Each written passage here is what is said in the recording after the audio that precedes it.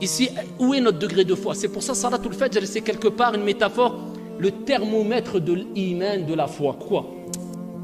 Le prophète alayhi afdalus salatu wa taslim a dit, kama ja'a fi sahih, que lorsque l'un d'entre vous dort, Shaitan il vient derrière sa nuque et il lui fait 3 nœuds. Uqad, il lui fait 3 nœuds. Ensuite, quand tu te réveilles, le prophète alayhi salatu wa salam dit, quand tu fais du dhikr, tu évoques Allah, peu importe, Bismillah, ou tu dis Alhamdulillah, ou tu fais l'invocation Alhamdulillahi alladhi ahyana ba'da ma amatana wa ilayhi an-nushur. Il y a quelques jours, un frère est venu me voir et m'a dit, donne-moi des conseils pour me lever à Salat al-Fajr. Bien sûr que moi-même j'en ai besoin de ces conseils-là, on en a toutes et tous besoin. Je lui dis la première des choses parmi les causes, tu mets le réveil déjà? Il me dit, mon frère, j'en mets 7 des réveils. Il me dit, j'en mets 7, donc j'ai compris qu'en fait, il ne faut pas commencer par le réveil. Ça, c'est à la fin, tout à la fin. Donc, il faut se dormir tôt. Ça, tout à la fin. La première des choses, c'est de prendre conscience quelle est la récompense de Salat al-Fajr, wallahu a'lam. Et de prendre conscience de la gravité d'être négligent, insouciant, inconscient des mérites de Salatul Fajr. Ça, c'est la première des choses. Déjà, après, le reste, ça va tout seul. Exemple, toi, si on te dit, tu as un travail, mais tu dois te lever tous les matins, 5 heures du matin. Ah, ne te précipite pas. Tous les mois, tu touches 25 000 euros. On n'a pas besoin de te dire, mets le réveil, pas mets le réveil. Toi, le mérite, la récompense, ça y est, elle a plié toutes les autres causes. Ne lui parle même pas de réveil ou pas. T'inquiète, sans réveil, il va se réveiller à 5 heures du matin. Sans réveil, son corps va se régler en 2 jours. Lakin, pour Salatul Fajr, on a du mal parce qu'on joue que sur les causes matérielles. Mais c'est logique. Regarde les causes spirituelles, ce qui doit te motiver, t'apporter une conviction ferme que tu dois te lever à Salatul Fajr, c'est un bien pour toi. À ce moment-là, c'est facile le reste. Vous avez compris? Donc, le réveil, l'histoire du réveil, c'est à la fin. Donc ici, la première des choses, c'est les mérites. Prendre conscience de la valeur et de ce que tu rates, ya Abdallah. Si tu rates Salatul Fajr, et la honte, qui est le fait de te réveiller, peut-être te dire, les anges, ils ont dit, ya Allah, on a trouvé Foulan et Allan en train de dormir. Allah en a connaissance. Et ils ont attesté de cela.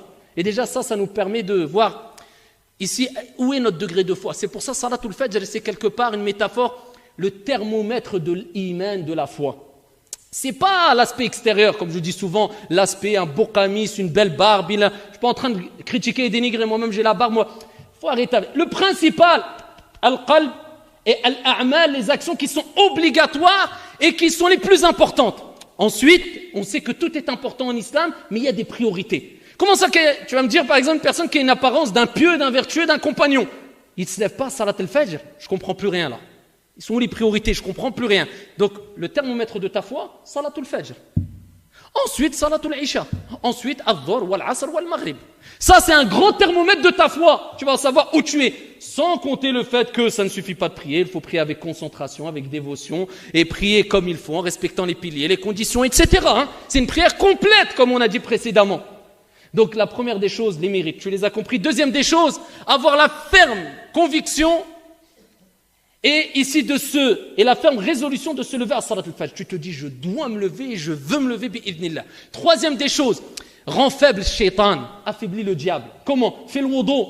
Qabla an-nawm, tawadda ya Abdallah. Protège-toi, c'est une protection. Fais le wudu. Essaye de dormir avec les ablutions, c'est le mieux. Quatrième des choses, si je ne me trompe pas, fais al-dhikr. L'évocation et l'invocation. Shaitan va s'affaiblir encore. Tu es en train de te protéger. Si tu récites Ayat al-Kursi tous les soirs, Allah envoie un ange qui te protège toute la nuit bi'idhnillahi azza wa jal.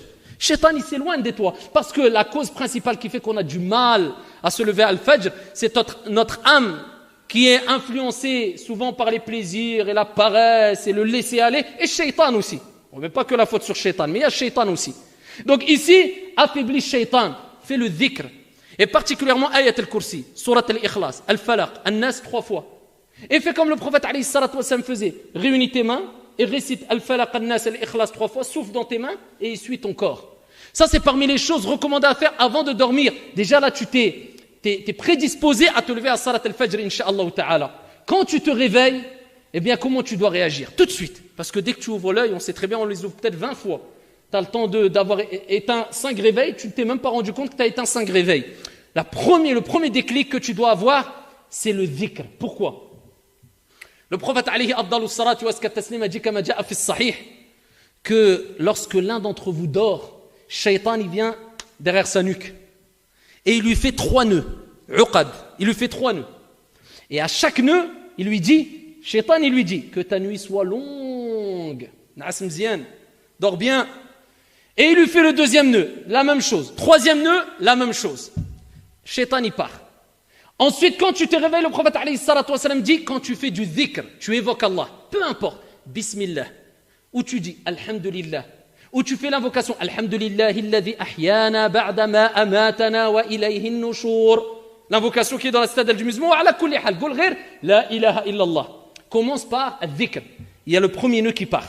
Il dit alayhi salatu wa salam, le premier nœud part, donc déjà tu commences à être plus ici plus fort pour lutter contre Shaitan et cette pression venant du diable pour te laisser clouer dans le lit.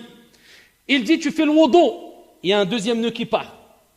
Et il dit tu te lèves et tu fais salat, il y a un troisième nœud qui part. C'est pas fini.